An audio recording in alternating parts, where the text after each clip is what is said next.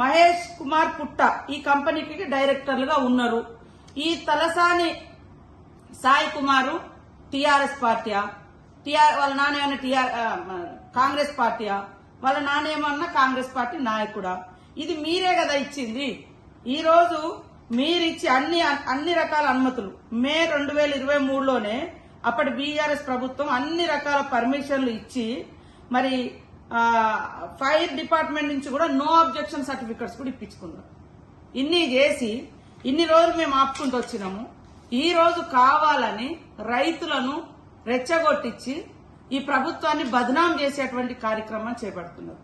రైతుల ఆందోళన జరుగుతుంటే అక్కడికి ఆర్డీఓ పోయి వాళ్ళతో చర్చలు జరిపితే కావాలని బీఆర్ఎస్ బీజేపీ నాయకులు ఆర్డీఓ నిర్బంధించడం, ఇంత దుర్మార్గమైనటువంటి కుట్రపూరితమైనటువంటి లక్షణాలు పునికి పుచ్చుకున్నటువంటి మీరు ఎప్పుడు కూడా బాగుపడరు.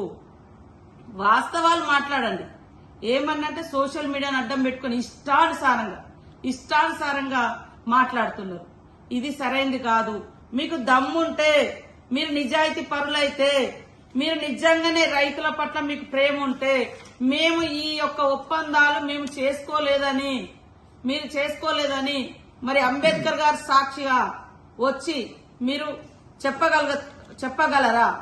లేదా మరి ఈ రోజు లక్ష్మీ నరసింహస్వామి టెంపుల్ కి వచ్చి చెప్పగలరా? మేము పర్మిషన్లు ఇవ్వలేదు, మాకేం సంబంధం లేదని ఎక్కడికి వచ్చి చెప్పగలుగుతారో మీరు చెప్పండి. కాబట్టి ఈ అబద్దాల మీద ప్రజల్ని, వాళ్ళ మనోభావాల్ని రాజకీయ ప్రయోజనాల కోసం వాడుకొని ఇవాళ కాంగ్రెస్ ప్రభుత్వం ప్రజా సంక్షేమం కోసం పాటుపడుతుంటే దుష్ప్రచారం చేసి దుర్మార్గంగా కుట్రలు కుతంత్రాలు చేసి ప్రభుత్వాన్ని అస్థిరపరచాలన్నటువంటి విధానాలు